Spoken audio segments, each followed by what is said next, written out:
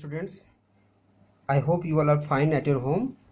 And in this today's video, we are going to discuss about transportation in plants. In last three videos, we have discussed about the transportation in human beings. Okay, in that we have studied about blood and its elements. Okay, about heart, double circulation, and heart disorders. So it is about the transportation in plants. So let's begin today's class. Actually, transportation in plants, what are the substances to be transported? Okay, there are mainly three substances. First is the water, second is the mineral, third is the food. Okay, repeat after me, students. First is the water, then minerals, then food. So water and minerals are transported through xylem, and food are transported through phloem, for making you recall all the xylem, all about xylem and phloem in class 9th, chapter 2 tissue, and in that also there was a plant tissue. So we have discussed about complex tissue, xylem and phloem. Remind yourself. And I suggest you all to pause the video and watch and go through your class 9th notes. Okay, then you will watch this video. This will be very good for you all. Okay, so coming back to the topic, xylem and phloem. So xylem is made up of four elements: tracheids, vessels, xylem parenchyma, and phloem fibers. Okay, so what are the main water conducting tissue? The main is the tracheids, and second is the vessels. Okay, both are main water conducting tissue, but which to be given first priority, that is the tracheids. In class 11th, both options are there in written your class 11th biology. Okay, in case of phloem, sieve element is the main food conducting tissue. Sieve elements is also named as sieve tube elements, so don't get confused. Okay, now we should discuss that what is the active transport and what is the passive transport, because transport is of three types, but here you should know about only two types. First is the active. See, I have written active transport, and there is a passive transport. So active and passive. Active transport means a process in which ATP is required. ATP, I am writing it here, ATP. And in class 9th we have discussed what is the ATP. Adenosine triphosphate. So ATP is required. Then it is called active transport, and when there is no requirement of the ATP, means adenosine triphosphate, that is the energy currency of a cell, then it is called passive transport, means transport is going by itself from higher concentration to the lower concentration. In the case of water, okay, water I can say goes from higher concentration to the low concentration through the osmosis. Okay, osmosis for water conduction of the water, for transport of the water. Okay, so you all have got. So water is the passive transport, is done by passive transport, whereas minerals, for example, nitrogen, phosphorus, potassium, iron, zinc, calcium. Okay, these are the minerals. And minerals is of two types. First is the for charged ions, for example, calcium +2. Okay, Fe +3. So these are the charged elements. They need energy. That means active transport. Through active transport they are transported. Next, for the dissolved ions in water, water. So they don't need energy, they don't need ATP, so they are categorized as passive transport. Okay, into the passive transport. Okay students, and one more thing, water and minerals, water and transport of water and minerals is unidirectional. That is the unidirectional means, suppose there is a plant, there is a root. Okay, there is a root here, water enters into this, and then this is a leaf, and water will just go like this from here to this. So there is one direction, not in both directions.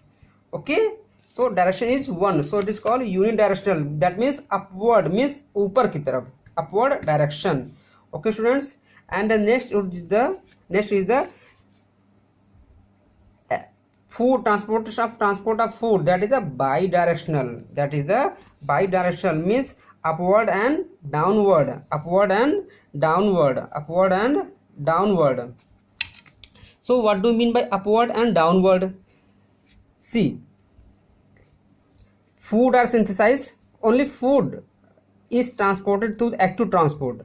To make you all taking an example, suppose food is synthesized here by the process of photosynthesis. Suppose starch is there. Okay, this starch has to be transported from here to the roots, because roots also need energy. Okay, so this is the downward. For example, if you show a seed, or we can say a small piece of sugar cane. Suppose this is a sugar cane, and this sugar cane, okay students, study in big image. Suppose this is a sugar cane, part of the sugar cane. Okay, and this is shown into the soil.